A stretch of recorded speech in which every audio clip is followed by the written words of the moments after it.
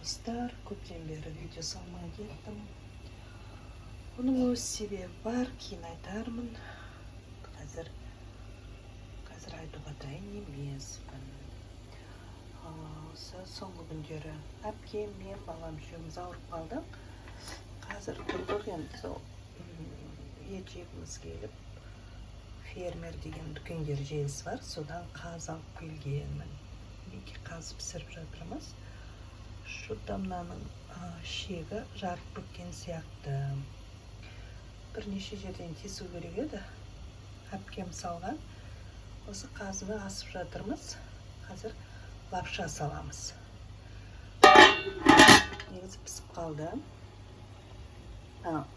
Кастрөлін неге ескі деп сөкпеңдер. Бұл мамам қалдырып кеткен кастрөл, кезінде анамыз қолданған, және бұған піскен ет өте дәмді болады. Біз еттің нанын жайсақ, шын айтсам, езіп кетеді. Сондықтан сатып аламыз көбіне. Осы жолы мен мынандай лапша салайын деп жатырмын. Жайма нан емес, осындай лапша. Әсел Асқарқызының ылғи ет жасағанын көремді. Ой, беш бармаққа осындай лапша салады. Соған қызығып, ойлайтынмын, осылай жасап көру керек еді. Беш бармақ қыламыз. Осы таранау қазын алғаннан кейін сорпасына осы лапшаны пісірейін. Қолыма осындай лапша түсті. Маңыз демей шығар, қандай фирма, қандай. Бәрі бірдей, бәрі бір оның. Екі етіміз пісті, қазы жарылып кетті. Әпкем айтады, бірнеше жерден тестім дейді, сонда да жарылып кетті. Когда піскесін кішірек қалды ма, қалай? Екі нан салып жердік. Барында тұр ғой, барына ғой.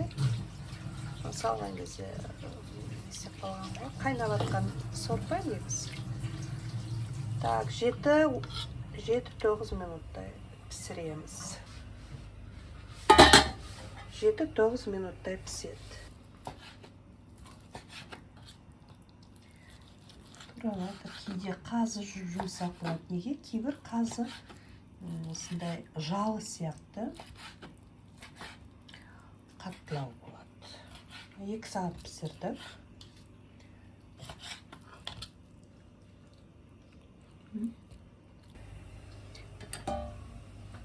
Қайнап атыр. Ал майлы сорпаға піскен кез келген нан дәмді болады. Екі ет турап болды. Тамаша, үшеумізге жетеді.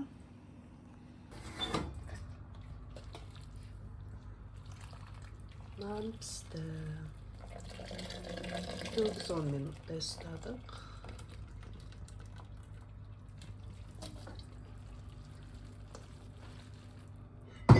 Салып жергенбіз ғой. Өйткені бұл мұндай нан тәтті болады, желінеді. Қалса ертең жейміз. Сорпада піскен, сорпаны сіңіріп піскен нан. Езілмейді,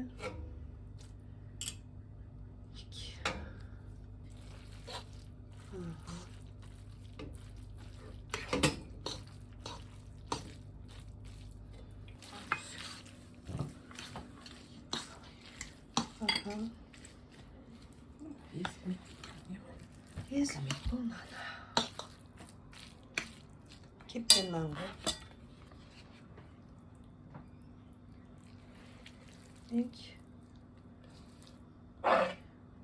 Ал бір қаз аз десеңіздер, қараңыздар неге. Бір табақ ет болды.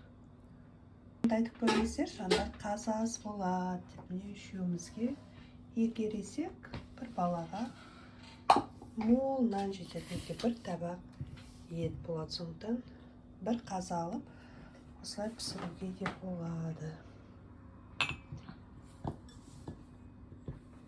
Ал бәрімізге аз болсын.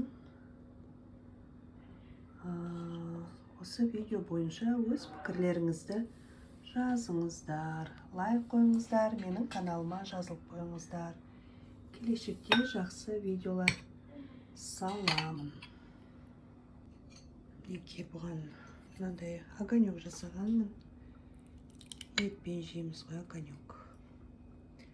Помидор, чеснок, қызыл бұрыш қосып жасаймыз. Неке етіміз.